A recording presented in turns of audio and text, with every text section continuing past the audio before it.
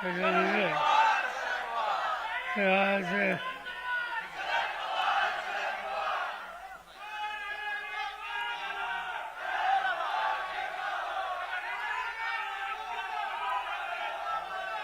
पंचाध्यक्ष जयंत पाटील हा अतिशय थोड्या दिवसामध्ये आजचा सोहळा आयोजित करण्याच्यासाठी त्यांनी कष्ट केले. ते पुण्याचे अध्यक्ष प्रशांत पाटील, प्रशांत जगताप, त्यांचे सगळे सहकारी आणि राज्याच्या सगळ्या भागातून आलेले तुझे आणि सरकारी विचारलं. आजचा दिवस हा 26वा वर्धापन दिवस. 26 वर्षाच्या पूर्वी आपण एकत्र आलो आणि राष्ट्रवादी काँग्रेस पक्षाची स्थापना करायचा निर्णय घेतला. जनतेचा पाठिंबा मिळाला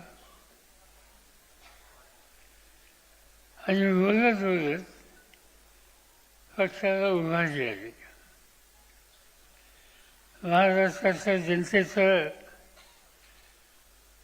आपण ऋण आहे आपल्या दुःखावर की फार थोड्या दिवसामध्ये महाराष्ट्राचा कारभार करण्यासाठी राष्ट्रवादीच्या सरकारांना सामान्य जनतेने संधी दिली.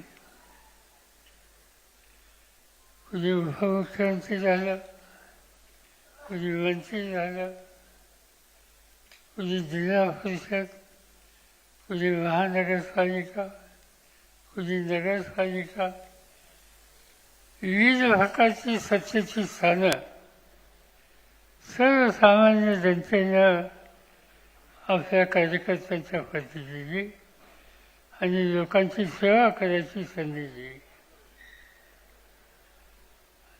तुमचं एक वैशिष्ट्य होतं की तुमच्यामध्ये अनेक सहकारी कधी सच्चर नव्हते,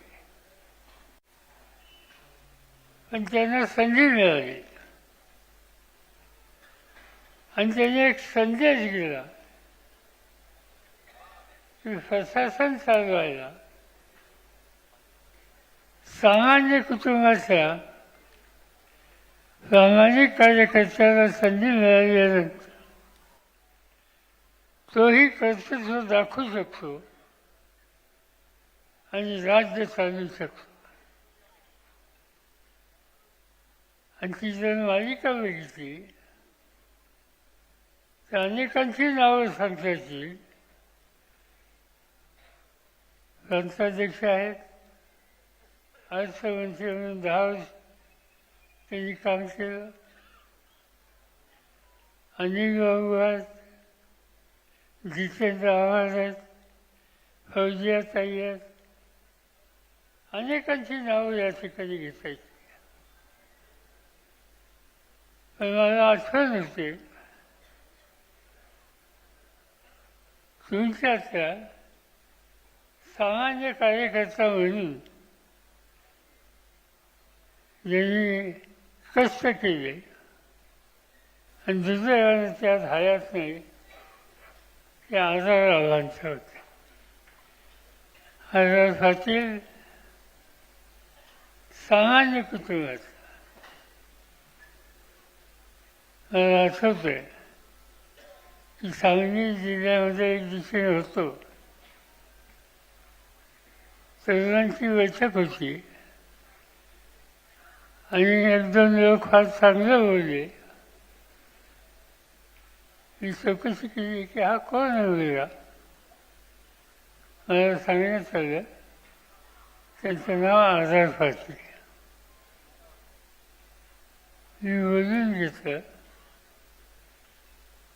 त्यांच्याशी सुसंवाद केला. माझ्या लक्षात आलं की इथं कर्तृत्व आहे. लगेचच जिल्हा परिषदेच्या निवडणुका होत्या त्यांना उभं करायची निवडून झाली. नंतर विधानसभेची संधी मिळाली. तिथेही प्रभावी आमदार म्हणून त्यांनी काम केलं. दुसऱ्या निवडणुकीमध्ये सत्ता आली. ग्रामविकास खात्याचं काम त्यांच्याकडे आलं आणि नंतर राज्याचे उपमुख्यमंत्री आणि गृहमंत्री म्हणून त्यांनी काम केलं. त्यांचे अनेक निर्णय महाराष्ट्राच्या जनतेला भावले आणि त्याचा एक संदेश दिला की राष्ट्रवादी काँग्रेस पक्ष सामान्य कुटुंबातल्या तरुणांना घेऊन सुद्धा त्याला संधी देते आणि त्यांच्यामार्फत महाराष्ट्राचा चेहरा बदलण्याच्यासाठी कष्ट करणाऱ्या कार्यकर्त्यांचा हा पक्ष आहे. आणि त्यामुळं ही जी प्रतिष्ठावादी पक्षाची तुम्हा सगळ्यांच्या कष्टामुळं, तुम्हा सगळ्यांच्या बांधिलकीमुळं, तुम्हा सगळ्यांच्या वैचारिक स्पष्टतेमुळं आणि म्हणून आज हा 26वा दिन साजरा करण्यासाठी आपल्याला संधी मिळते. केंद्र सरकारमध्ये काम करतात. थोडे खासदार असताना सुद्धा मी असेल, सूर्यकांत पाटील असेल, अनेकांची नावं घेतायची. केंद्र सरकारमध्ये या पक्षाला काम करण्याची संधी मिळाली आणि त्याबरोबर विरोधी पक्षामध्ये बसायची संधी आली तर तिथेही प्रभावीपणानं आपण काम करू शकतो हे त्या ठिकाणी दिसतं. समाधान एका गोष्टीचं आहे की या पक्षाच्या कार्यकर्त्यांनी संधी मिळाल्याच्या नंतर अनेक निर्णय असे घेतले की त्या निर्णयाचा परिणाम राज्यात सुद्धा झाला. मगाशी कोणतं सांगितलं, महिला सक्षमीकरण हा जो पहलगामच्या नंतर जो प्रसंग देशावर आला आणि त्याच्यानंतर जी कारवाई करण्याचा वेळ आली त्या कारवाईचं स्वरूप हे जनतेला सांगण्याचं काम 2 भगिनींनी केलं आणि त्या दोन्ही भगिनी देशाच्या आर्मी नेव्ही एअरफोर्स इथं काम करणार होतं. अभिमान वाटला देशाला की मुलींना संधी मिळाल्याच्या नंतर सैन्यामध्ये जनतेच्यामध्ये एक विश्वास निर्माण करण्याचं काम भगिनी सुद्धा करतात. आज जिल्हा परिषदेच्या निवडणुका, नगरपालिकांच्या निवडणुका, महानगरपालिकांच्या निवडणुका 2-3 महिन्यावर आलेल्या आहेत आणि इथं 50% भगिनींना निवडून द्यायचे.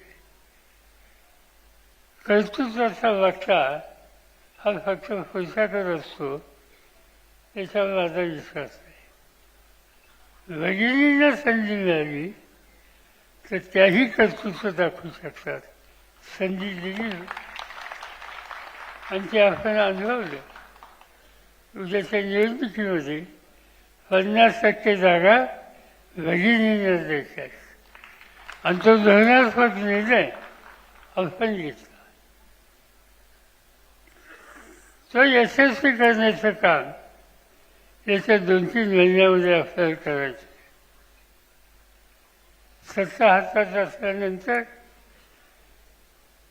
अनेक गोष्टीत आपण लक्ष घातलं. शेती असेल, उद्योगधंद्याचा विकास असेल, शैक्षणिक सेवेचा विस्तार असेल, सामाजिक संस्थेचा कार्यक्रम राबवायचा असेल,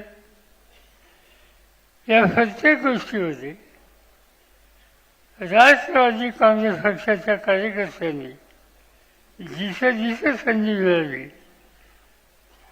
त्यावेळेला अधिकाराचा वापर करून त्याची पूर्तता करण्याचा प्रयत्न केला. आणि त्यामुळं तुम्हा सगळ्यांनी पक्षामध्ये काही संकट आली त्याची नाउमेद न होता हा पक्ष पुढे नेण्याचं काम तुम्ही लोकांनी केलं. पक्षामध्ये फूस पडली, फूस पडावी असं कधी आपल्याला वाटत नव्हतं, पडली. काही मूलभूत विचाराच्या संबंधी अंतर झालं आणि त्यामुळे ही फूट वाढली. मी काही त्याच्यासंबंधी अधिक भाष्य करू इच्छित नाही, पण जे राहिले ते विचाराने राहिले, ते राहिले ते विचार घेऊन पुढे जनतेला त्यांच्या सुखदुःखाला साथ देण्याच्यासाठी राहिले. आणि मला 100% विश्वास आहे की उद्या निवडणुका होती त्यावेळेला चित्र बघायला मिळेल. एकच उदाहरण सांगतो. 1980 साली त्याच्या आधी माझ्या हातात सत्ता होती, सत्ता गेली, निवडणुका आल्या आणि काहीतरी 50-52 आमदार निवडून आले आणि 6 महिन्याच्या आत त्याचे फक्त 6 शिल्लक राहिले, बाकी सगळे पक्ष सुटून गेले. जे 6 शिल्लक राहिले त्याचे एक मला इथं दिसत आहे, त्यांचं नाव कमलकिशोर कदम,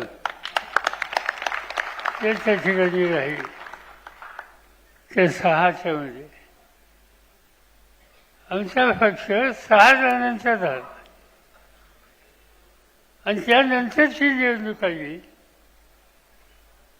राष्ट्रवादीची संख्या ही 72 झाली. राज्य सरकारमध्ये काम करायची संधी मिळाली आणि त्यामुळे फुटीची चिंता करू नका. कोण आले कोण गेले त्याच्याबद्दलची चिंता करू नका.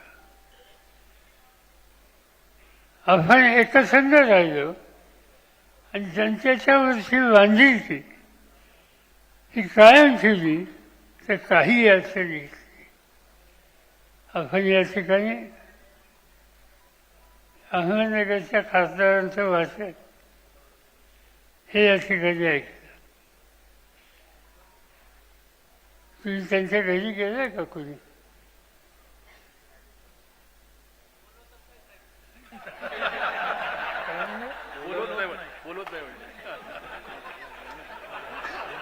ते तुमच्याकडे येतील. एका लहानशा घरात म्हणजे अक्षरशः एक खोली अशा घरामध्ये राहणारा आणि रात्री 2-2, 3-3 वाजेपर्यंत लोकांना भेटणारा, लोकांचं काम करणारा प्रतिनिधी कार्यकर्ता म्हणून त्यांच्याकडे बघितलं जातं. आणि असे अनेक लोक. माझ्या मते राष्ट्रवादीचा हा सेवा आहे, हा अतिशय मौल्यवान सेवा आहे. तुमच्यासारखे कार्यकर्ते एकसंध राहून विचारांना पुढे येतील तर सत्ता विचाराची चिंता करू नका, सत्ता अभाव होईल.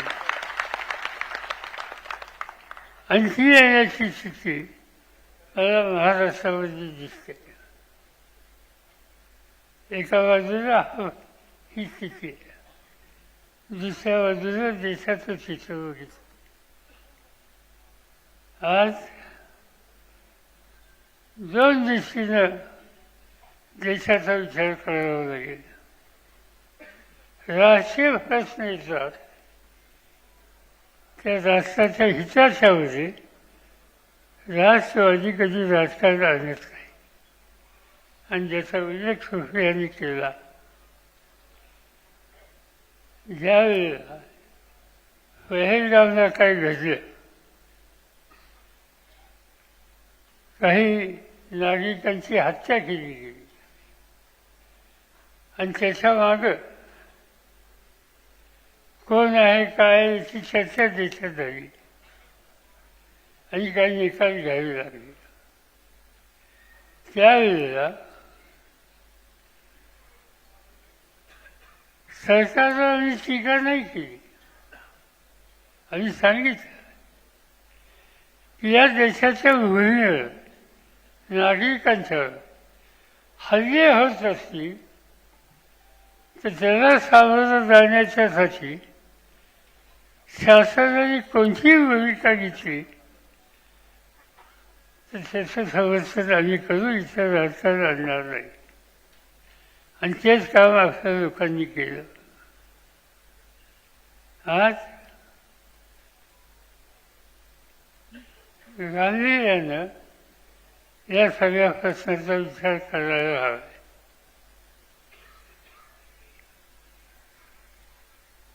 सवन देशाचं चित्र बघितलं.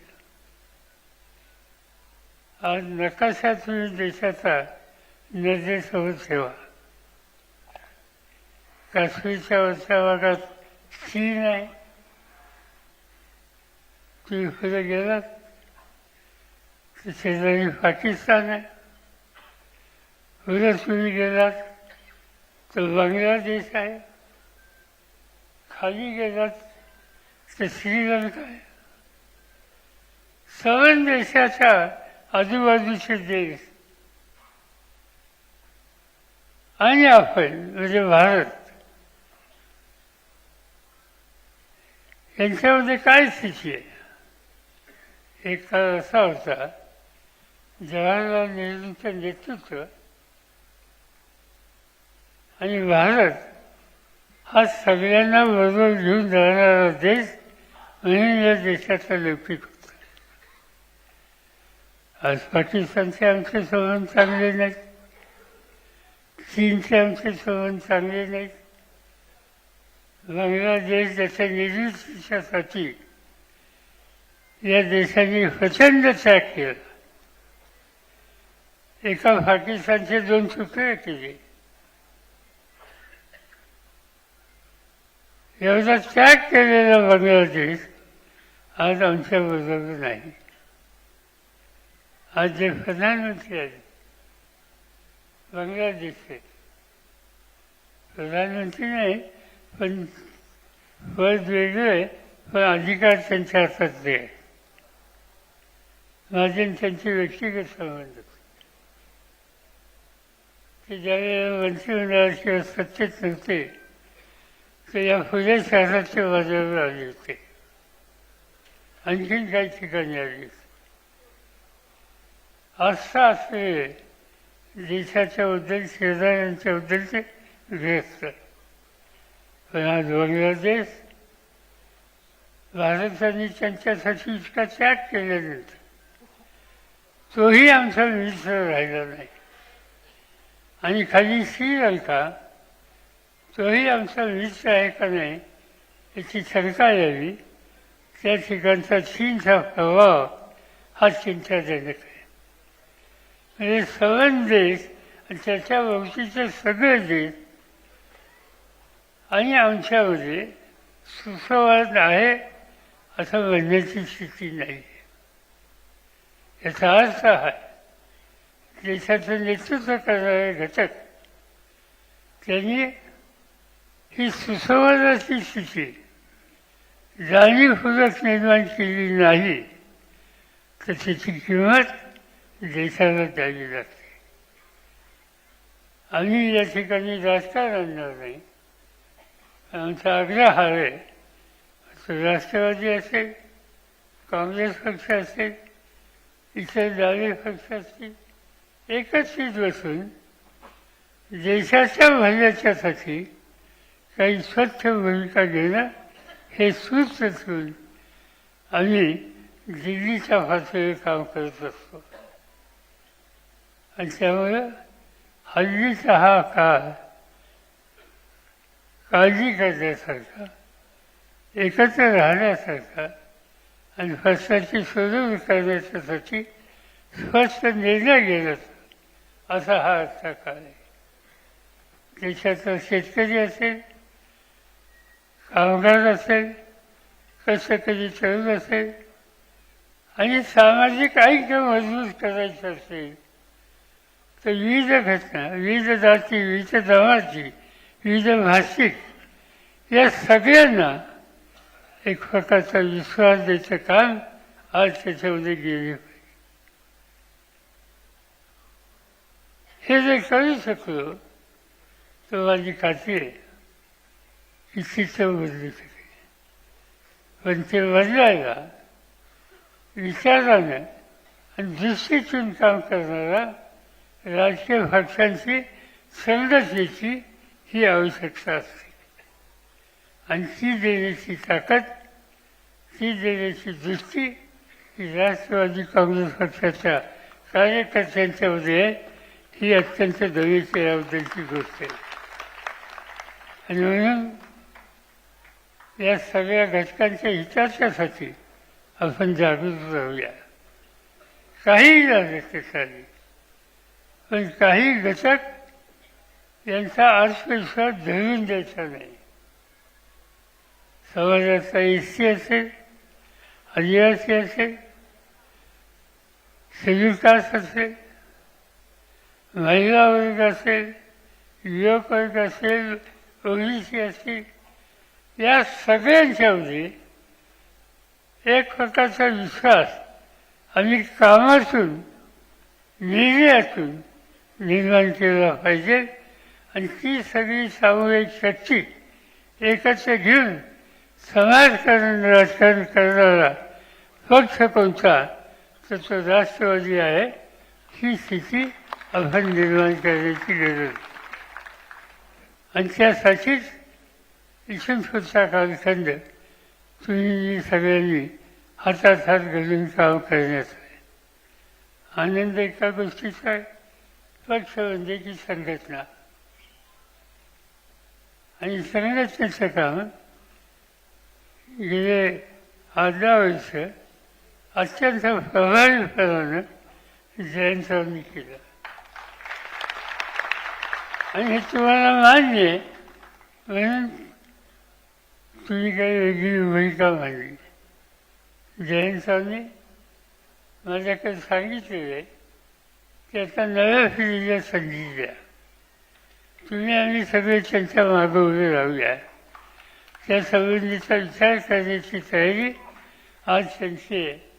तुमची मानसिकता वेगळी आहे हे या ठिकाणी दिसलं.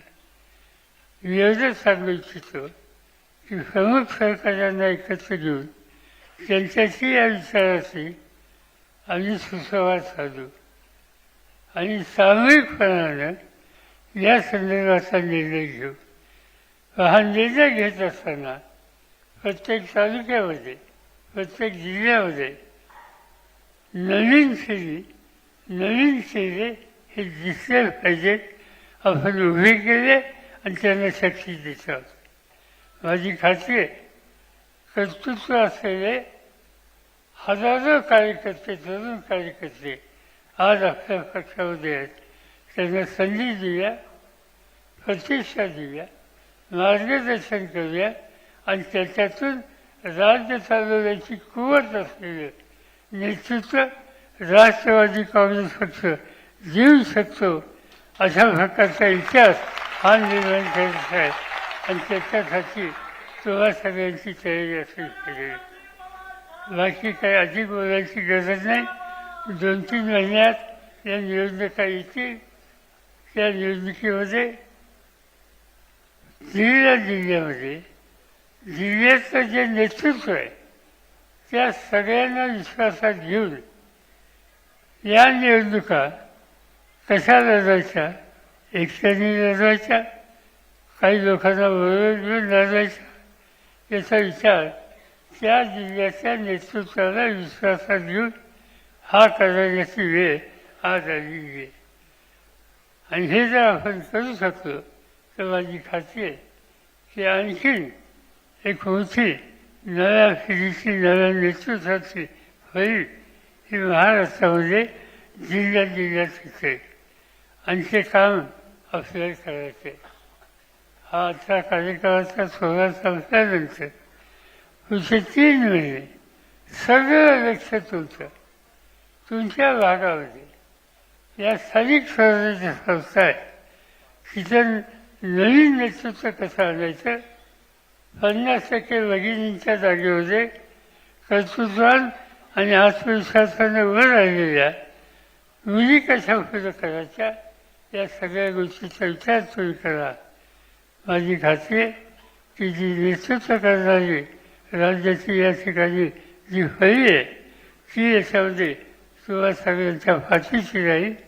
आणि आपण येत्या 3 महिन्याच्या निवडणुकीच्या नंतर सर्वांनी महाराष्ट्राच्या समोर नव्या नेतृत्वाचा इतिहास करू एवढाच विश्वास या ठिकाणी बाळगतो आणि माझी 2 शब्द सोडतो.